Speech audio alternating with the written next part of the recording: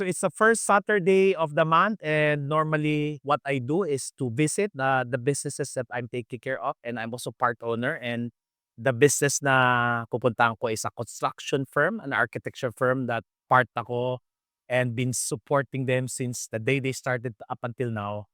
And I'm just so happy kasi yung purpose ng negosyo hindi lang kitaan kung hindi tignan natin how we can actually support our people to grow and expand. So you're gonna see today how we are, what I do with our construction workers, with our management team, of course with the OD team who's supporting me and some of the businessmen who wants also to see what I do. So samahan niyo ako today. Talagang proud na proud ako dahil nandito kayo lahat. Ramdam ko na excited kayo. Tama ba? Kakaiba yung energy niyo. Tama ba? Kailangan natin i-train yung mindset natin na no matter what, hanapin natin yung blessing sa buhay.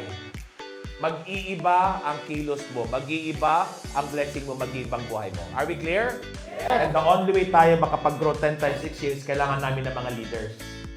Kailangan namin ng mga partners. Kasi yun ang binabalak namin. Lahat kayo magiging leader.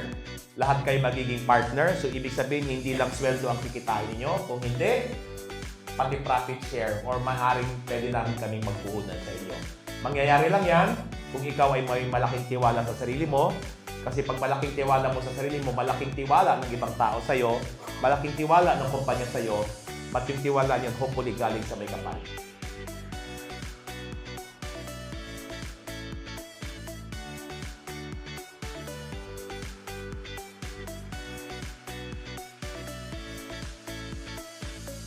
Yung programming natin is I'm separate.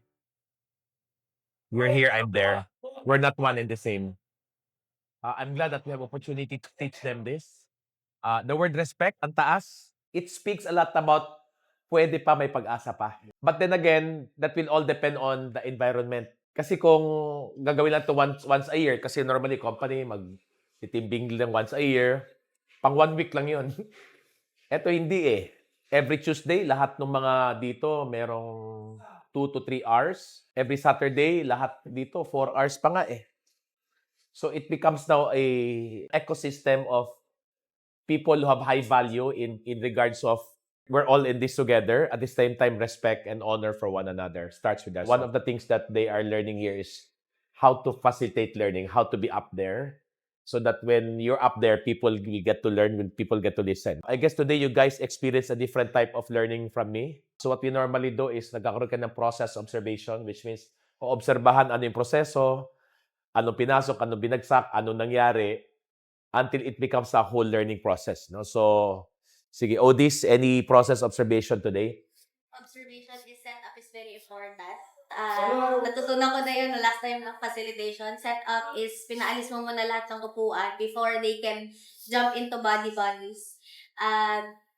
Yun nga lang, coach, ang na-observe ko lang, kailangan on our end as a staffers, bag station, kasi meron silang mga bags. After the bodies, nagkaroon pa ng small group.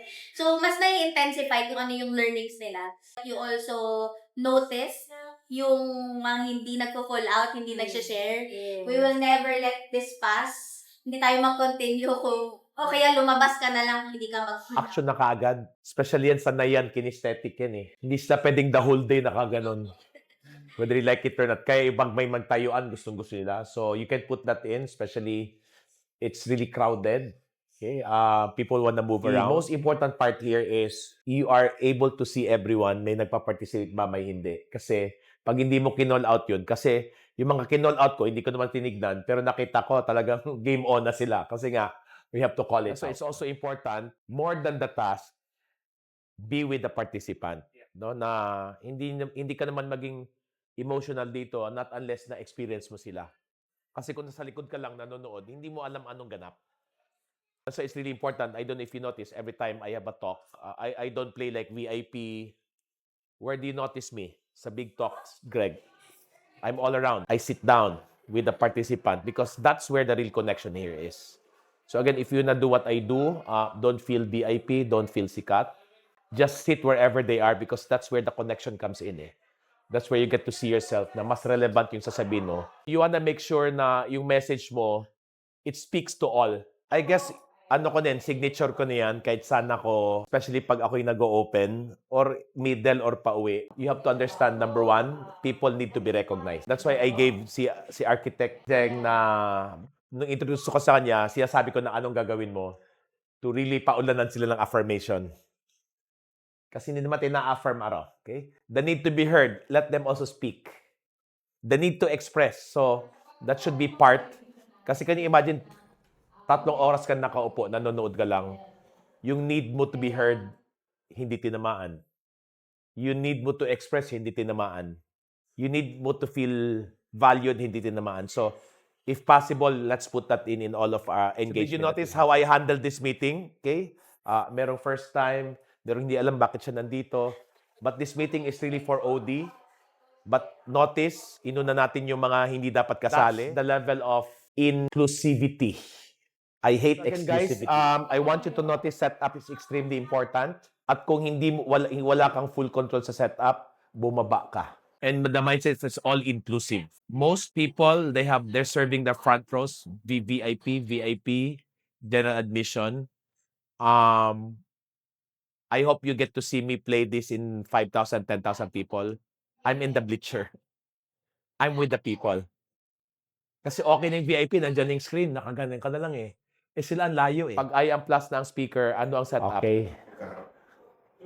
Was that different versus yung parang classroom? It was a different feel. So intimacy, closeness. Ang learning manggagaling sa kanila. So titira lang ako ng mga concept, di ba? Gratitude, never work for money. So it's really importante marami kang baon. Kaya hindi rin pwedeng wala kang katapusan na tututo araw-araw. Kasi pag wala kang katapusan na tututo araw-araw, mauubusan ka talaga. That's something that you want to start looking into also. The sense and respond. But that will only be natural to you when you're faithful with your 1-hour meditation. Balik pa rin tayo sa meditation.